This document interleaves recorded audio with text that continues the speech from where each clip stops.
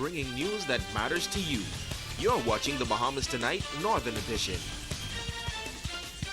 Welcome back. The crawfish season closes tomorrow, April 1st, and will remain closed through July 31st. Officials of the Department of Marine Resources are advising that it is an offense for persons to take, capture, or have in possession, kill, or offer for sale any fresh or live crawfish during the closed period. The use of air compressors to aid in any fishing nationwide is also prohibited during the closure of the crawfish season. Persons possessing crawfish trapping permits, crawfish exporters licenses, and permits authorizing the use of air compressors are reminded that they expire today, March 31st.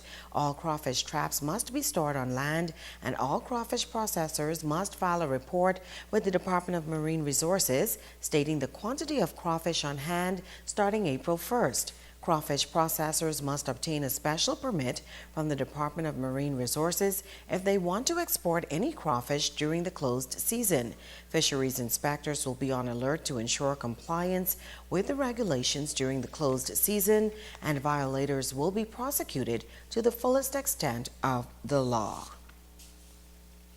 In other news, 2 cancer victims receiving some much-needed assistance on Grand Bahama. The 2 children will be selected to attend Camp Good Days this summer.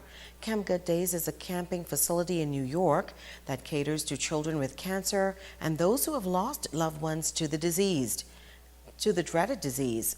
Founder of the Little Warrior campaign, Davina Rutherford donated $1,500 to the 2 children. President of the Cancer Society, Lauren Miller, says the kind gesture will go a long way.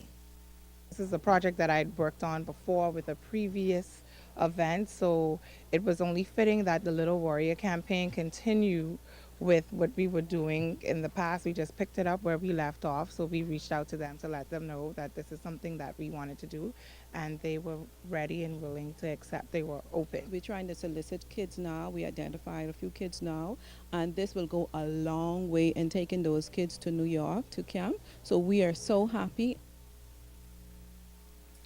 Terry Goldsmith and Joe Kohler have been associated with the club for some time now, and they say this means so much to the children.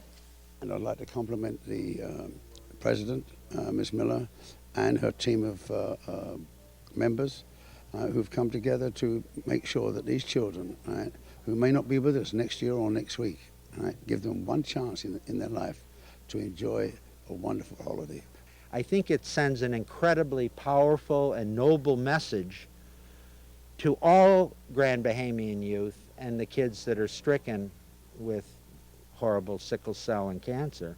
It inspires me, quite frankly, when you see Little Warriors stepping up to the plate and sponsoring 2 kids to come up to camp in New York this summer. I just take my hat off, Miss Rutherford. The camp will take place in July for 2 weeks. It's time now to ask the doctor.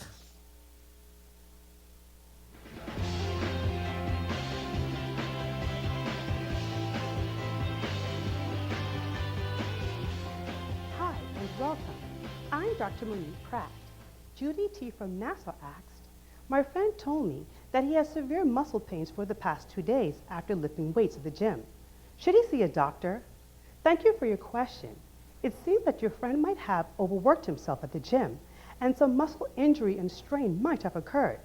It is possible that he may have a condition known as rhabdomyolysis. This is a serious syndrome due to direct or indirect muscle injury.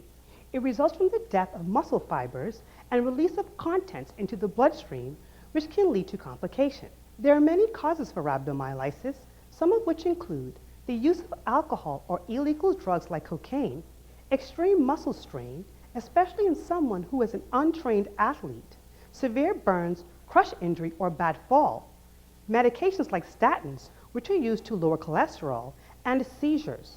So to answer your question, Judy, I recommend that he is seen by a doctor immediately, especially if he feels dehydrated, has red or brown urine, or has stopped producing urine. With prompt treatment, he can experience a full recovery, but if treatment is delayed, he may be at a risk of serious complications, including kidney failure. I'm Dr. Monique Pratt, and this has been Ask the Doctor. Don't go away. Sports is up next with Megan Shepard.